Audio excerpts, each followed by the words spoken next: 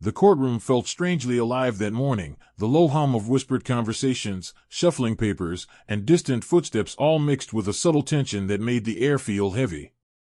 I had been in courtrooms before, but that day was different. I wasn't there as a witness or a defendant. I was simply there to observe a small claims dispute. Or at least, that's what it was supposed to be. The moment she entered, everything changed. A woman in oversized sunglasses, a long white cane, and a dramatic pout walked into the courtroom as if she were gliding through invisible fog. She held one hand up in the air like she was feeling for obstacles, though there were none. Her name, as I later learned, was Karen Fuller, and she was suing her neighbor for emotional damages. Her claim? She insisted the neighbor's dangerous, aggressive dog had attacked her, leaving her permanently, tragically blind. The crowd murmured. The bailiff stepped forward to guide her to the plaintiff's table, but Karen swatted his hand away dramatically. No, I can manage, she declared loudly enough for half the court to hear. I may be visually impaired, but I still have my dignity. I watched her shuffle forward, tapping her cane aggressively at the floor, tap, tap, tap, but missing the actual path entirely. She accidentally hit a chair, then a table, then somehow the judge's podium, long before reaching her seat. It would have been sad if it weren't so painfully obvious she was acting. The defendant, a middle-aged woman named Linda Rivers, sat quietly at the defense table with her small gold-colored Labrador mix curled at her feet. The dog, a retired therapy dog named Maple, rested calmly with her chin on her paws, completely unaware of the chaos she had supposedly caused. I later learned Maple had once worked in a nursing home, comforting elderly patients with remarkable gentleness. The dog had never bitten anyone in her life. In fact, Maple rarely barked. But today, thanks to Karen's dramatic performance, Maple was the star witness. Not that anyone knew that yet. When Judge Judy entered, the entire room changed energy. She looked sharp, alert, and clearly unimpressed with the theatrics already unfolding. Her robe flowed behind her as she approached the bench like a force of nature. "Good morning," she said with her signature authority. "Let's make this quick and simple. Plaintiff, state your case." Karen straightened her sunglasses, lifted her chin, and began her performance. "Your Honor," she said in a trembling voice, "my life has been destroyed. I am a victim of a violent animal attack. This vicious beast," she dramatically pointed in Maple's general direction but missed by 2 full feet, "jumped on me, pinned me to the ground, and scratched my eyes.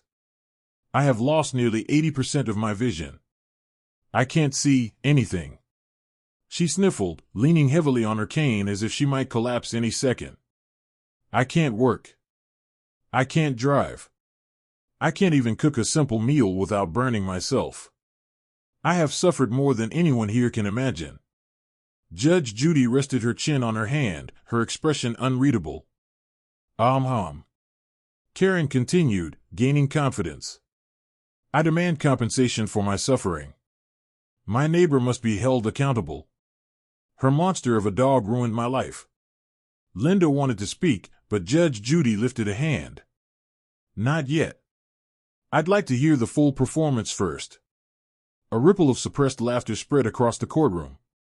Karen, thinking the judge was sympathetic, gestured dramatically again. "Your Honor, I'm lucky to even be alive. Everything I knew, everything I loved, has been taken from me." Judge Judy leaned back slightly. "All right. Now I'd like to hear from the defendant." Linda cleared her throat. "Your Honor, Maple didn't attack anyone. She's kind and gentle. I have witnesses, and I also provided medical documentation showing Karen had no injuries consistent with a dog attack." Before she could continue, Karen slammed her cane onto the table. "She's lying. She's trying to make me look crazy because I'm disabled." Judge Judy didn't even blink. She turned her head toward Maple, who lay silently on the courtroom floor, tail gently tapping. Then she said something so simple, so unexpected, that it jolted the entire room. "Bring the dog forward." Every head turned. Karen froze. Judge Judy folded her arms. If Maple is as dangerous as the plaintiff claims, we'll find out right now. Karen's hand twitched on her cane. For the first time since the hearing began, she looked genuinely afraid. Not of the dog, but of the truth. The bailiff gave a small whistle and Maple obediently rose, stretching her legs before trotting toward Judge Judy. Her tail wagged lazily, her body language calm and friendly. A wave of soft sauce briefly filled the room. Judge Judy pointed to a spot near her bench. Maple sat instantly. "Good girl," the judge murmured, almost inaudibly. Then she turned to Karen. "Miss Fuller, I'd like you to describe exactly how Maple attacked you." Karen straightened, clearing her throat dramatically. "Your Honor, it was horrific. The dog lunged, full speed. She knocked me down and scratched my eyes. She was snarling, growling, barking, absolute rage. She was out of control." Judge Judy's eyebrow lifted. She glanced at Maple, who at that moment yawned. "Is that so?" Judy asked, voice dripping with skepticism. "Tell me, Miss Fuller, how close to you is Maple right now?" Karen lifted her head like she was listening intently. I assume she's sitting near her handler." "I can't see anything at all, Your Honor. As I said, I'm blind." The room quieted. Judge Judy's eyes sharpened with interest, the corners of her mouth curving in a small, knowing smile. "All right then." She tapped her pen on the desk thoughtfully. "Bailey, remove the dog's leash and step back." Gasps rippled through the courtroom, but Maple stayed exactly where she was, head tilted as if waiting for further instruction. Judge Judy turned her attention fully on Karen. "Miss Fuller, Maple is now unrestrained. I want you to stand up." Karen froze. Why? "I can't see. I might fall." "You'll be fine," Judge Judy said sharply. "Stand." Slowly, shakily, Karen pushed herself to her feet. She reached for the edge of her table but missed by several inches, flailing slightly before stabilizing. Judge Judy waited a moment, letting the tension rise. Then she said, "Maple, come." Before anyone could react, Maple rose and trotted straight toward the plaintiff's table, the same table where Karen claimed she could detect nothing, see nothing, feel nothing but darkness. The dog walked softly, tail wagging, stopping just inches from Karen's legs. And then Karen flinched. She stepped backward so quickly her sunglasses nearly flew off her face. She grabbed the table to steady herself, panting. Judge Judy's voice cut through the silent courtroom. "Miss Fuller, if you are blind, how did you just react to a dog approaching you?" Karen's mouth opened and closed like a fish gasping on land. I felt the vibrations. Yes. I felt the floor vibrate when the beast came at me." Maple didn't move. No vibration. No charge. Just a calm, gentle dog standing patiently. Judge Judy leaned forward. The dog didn't run. She didn't jump. She didn't bark. She walked, calmly and silently, to where you were standing. Karen tried again. "I sensed the air shift. Her presence." Judge Judy smirked. "Really? Tell me, Miss Fuller, if you're blind, why are your sunglasses facing the wrong direction?" The courtroom exploded with laughter. Karen's glasses were upside down. Completely upside down. And she had been wearing them that way since she entered the room. Karen's face turned bright red as she scrambled to straighten them. Judge Judy didn't wait for her excuse. "Miss Fuller, let me be perfectly clear. You are not blind. And this courtroom is not a stage for your performance. You filed a fraudulent claim. And now, thanks to Maple, your lies are unraveling." Karen stammered, No. You don't understand. I am blind." Judge Judy cut her off. "Sit down."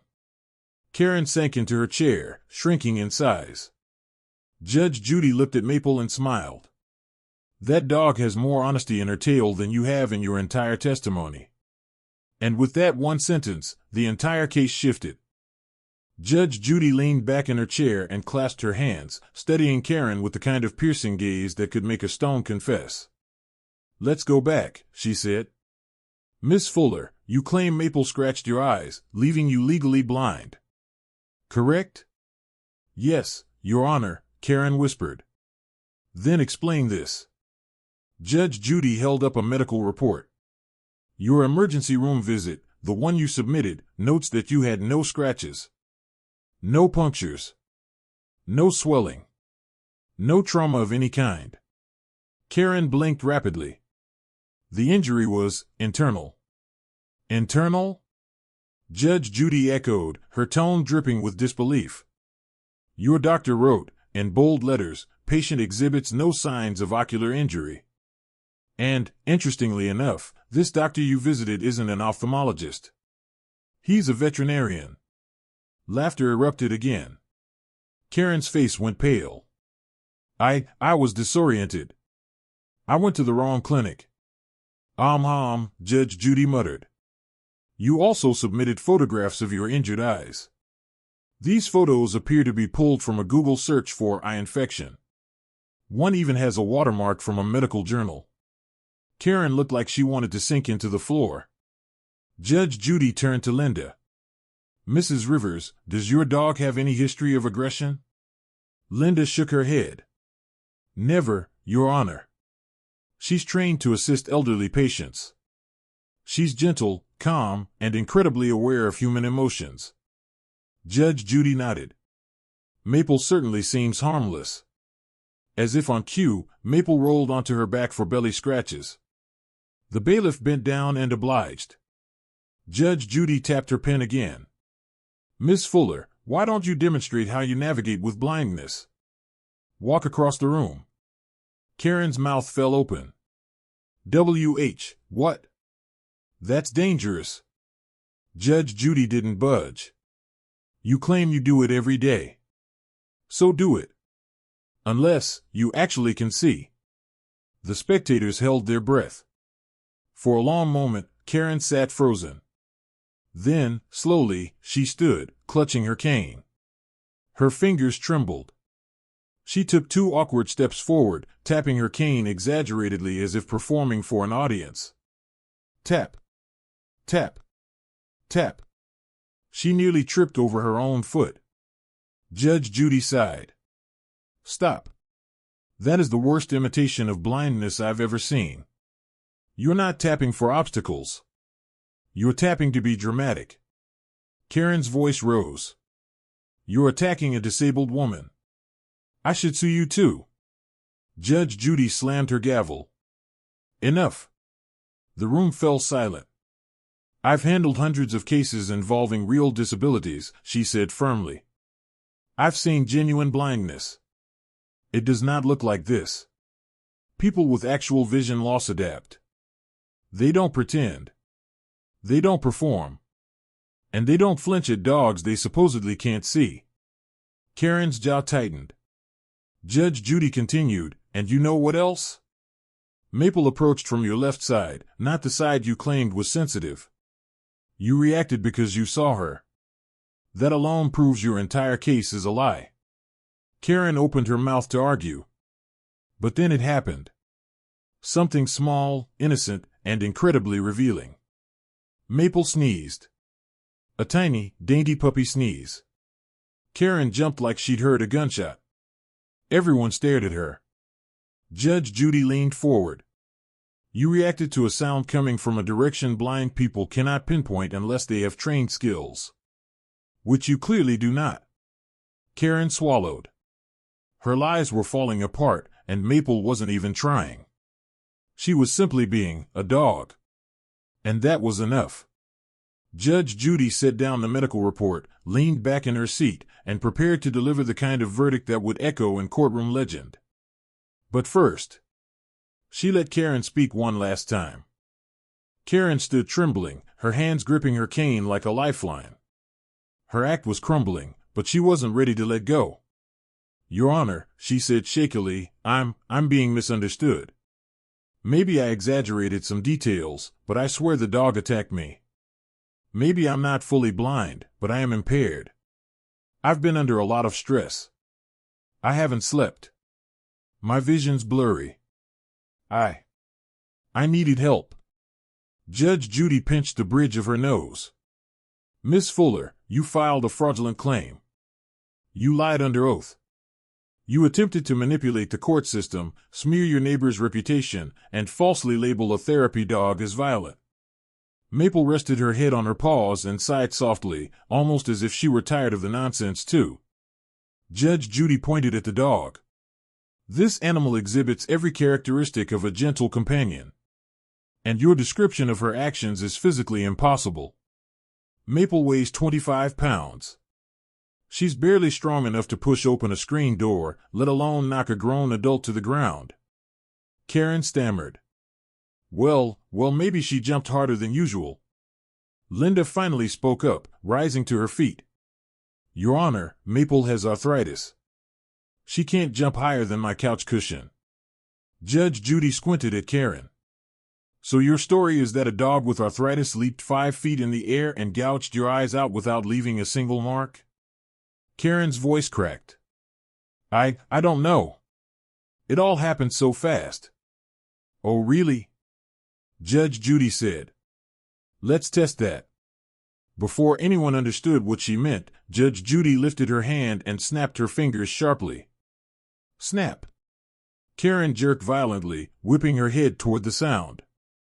Judge Judy raised one eyebrow. Blind people don't react to visual movement. They react to sound direction. But you followed my hand. That's because you saw my hand before I snapped. Karen's knees buckled. She sank back into her chair. Judge Judy exhaled sharply. Miss Fuller, your behavior in this courtroom has been manipulative, disrespectful, and embarrassingly transparent. You are the reason the court system becomes congested with nonsense. She turned to the bailiff. Give me the penalty forms. The bailiff nodded and stepped out. Karen's panic returned full force. WH, what penalty forms? Judge Judy stared directly at her.